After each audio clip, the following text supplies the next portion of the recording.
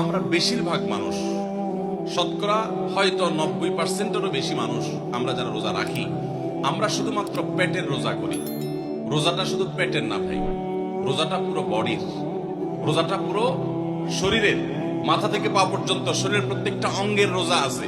আমরা শুধু পান বা আহার থেকে, যৌনাচার থেকে বিরত থাকাটাকে রোজা মনে করি।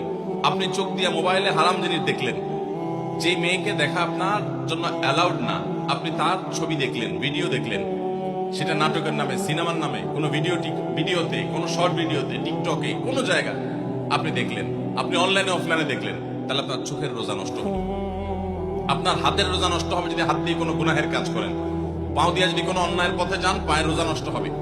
কান দিয়ে যদি আপনি মিউজিক শুনেন, আপনি গান শুনেন মিউজিক সহ, আপনি হারাম কিছু শুনেন, গীবত শিকায়াত শুনেন, তাহলে সেক্ষেত্রে কানের রোজা নষ্ট হবে। ঠিক একইভাবে আপনি মুখ দিয়ে খারাপ কোনো কথা বললেন, কটু কোনো কথা বললেন, গালিগালাজ করলেন, কারোর সাথে ঝগড়াঝাটি করলেন, তাহলে আপনার মুখের রোজা নষ্ট হবে। পুরো শরীরের প্রত্যেকটা অঙ্গ প্রত্যঙ্গের রোজা আছে। আমাদের রোজার দুইটা দিক, একটা হলো রোজার বডি, একটা হলো রোজার স্ট্রাকচার, আর একটা রোজার ফিনিশিং। স্ট্রাকচারটা দাঁড়াবে আপনি সবে সাদেক থেকে নিয়ে, সাহারি থেকে নিয়ে ইফতারি পর্যন্ত আপনি কিছু পান করলেন না, আহার করলেন না, এবং যৌনাচার থেকে বিরত থাকলেন, বৈধ সেটা থেকেও বিরত থাকলেন, তাহলে আপনার রোজার স্ট্রাকচারটা দাঁড়িয়ে গেল।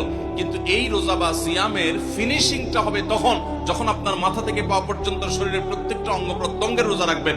শরীরের প্রত্যেকটা অঙ্গ প্রত্যঙ্গ থেকে যখন আপনি গুনাহ থেকে বাঁচাবেন, তখন আপনার রোজাটা পূর্ণতা পাবে।